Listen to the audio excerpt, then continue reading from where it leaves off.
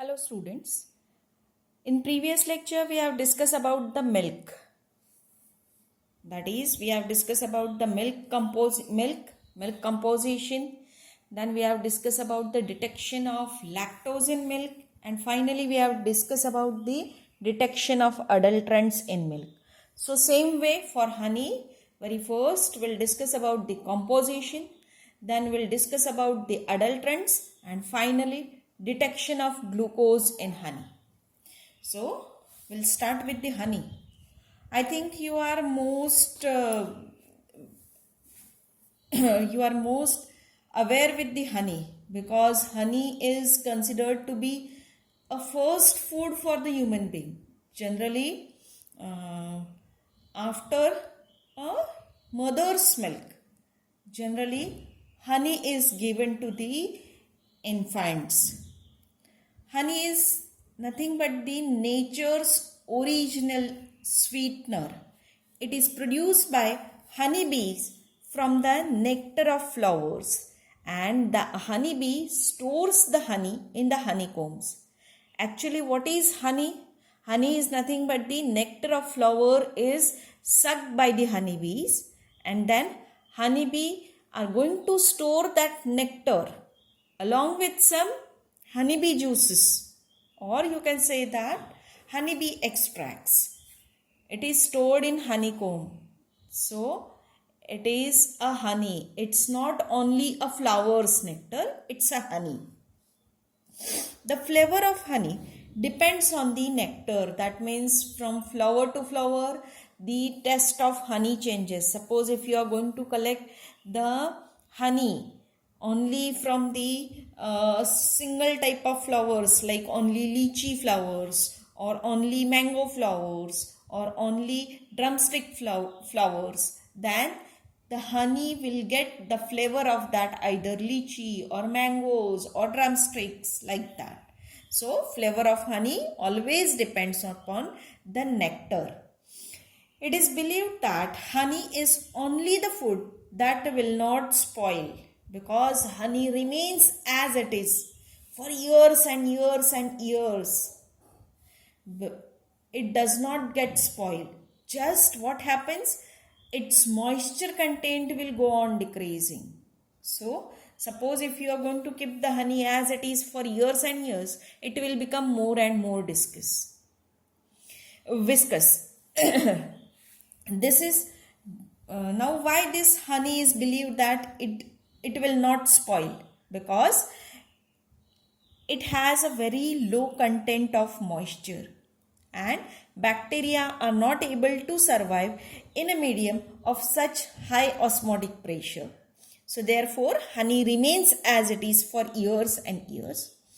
Honey which is harvested before it is completely ripened has a higher moisture content. So that honey will not be able to remain as it is for years and years. So only ripened honey will remain as it is for years and years. Now we'll discuss about the composition of honey. What honey contains? Honey is nothing but the supersaturated solution of sugar. Depending on nectar, honey can have variable composition. Carbohydrates in honey are the monosaccharides.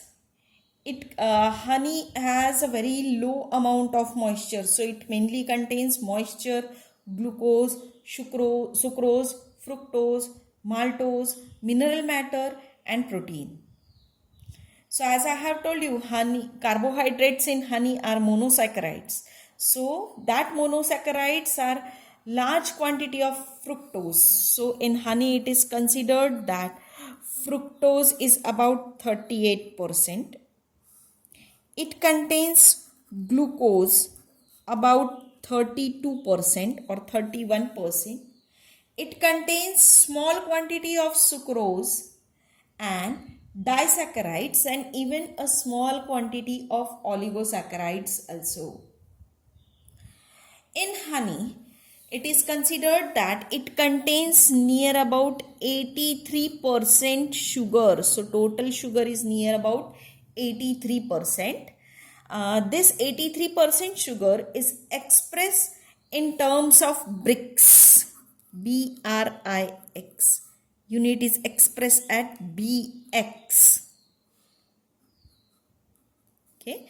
So it is considered that 83 BX sugar honey contains. So what is the unit of Brix? Brix is nothing but the grams of sucrose dissolved per 100 gram of solvent.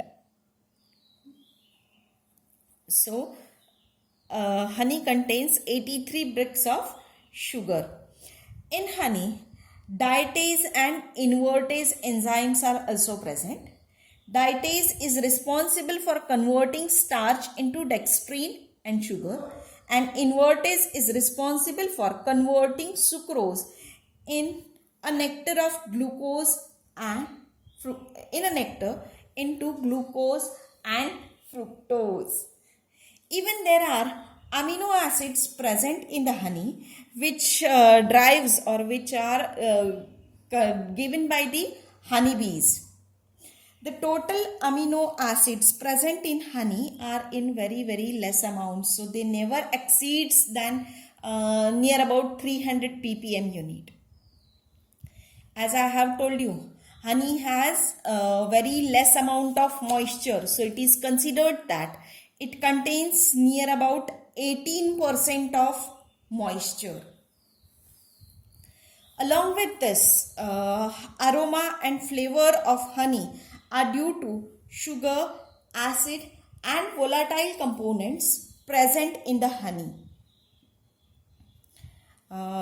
Even honey is a little bit hygroscopic. So whenever you are going to store the honey, at that time it should be stored in dry place, as well as whenever you are going to store the honey, at that time the bottle should be properly capped, so that the moisture which is present in the air, that will not be absorbed by the honey, so that the 18% whatever is moisture contained, that will remain as it is. But whenever you are going to put the honey for a very long period of time, at that time the moisture contained in the honey will go on decreasing and it will become more and more viscous. Honey, that is actual honey, is little bit acidic in nature. So its average pH is near about 3.9, and this acidic nature of honey is due to the presence of gluconic acid, and along with the gluconic acid some other acids are also present. So that includes citric acid, a little about the formic acid, lactic acid, malic acid, butyric acid, oxalic acid and little succinic acid also. In honey, some trace elements are also present, which includes chromium, nickel, zinc, lithium, lead, etc. But honey has a very high refractive index. The refractive index is about 1.49. The viscosity of honey is highest. So viscosity is about 120 poise. And specific gravity is also high. So specific gravity of honey is considered to be about 1.4.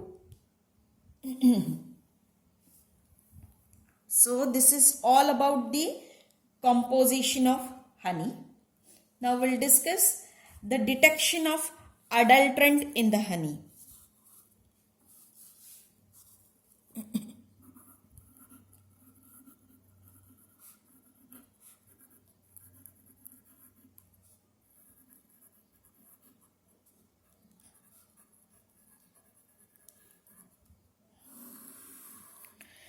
Detection of adulterant in honey.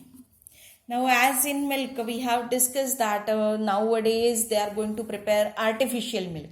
So same way, nowadays they are going to prepare artificial honey. which is not collected by the honeybees. So honey is nothing but the, as I have told you, in composition it is a carbohydrate rich syrup, which is a popular sweetener. Even it is used as a medicine from ancient time. So demand of honey in the market is increased to considerable level. So therefore there is much more adulteration in honey.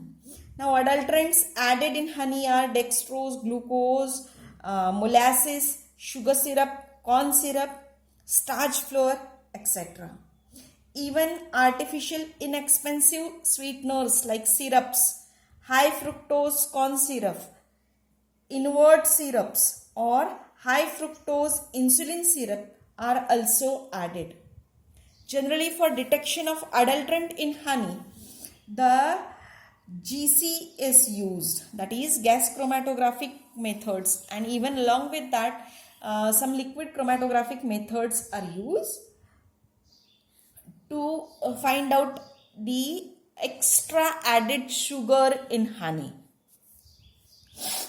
Along with this, that is along with GC and LC, the GCMS, that is gas chromatography with mass spectrometry. Then along with this, near IR transreflectance spectroscopy, and even FTIR is also used.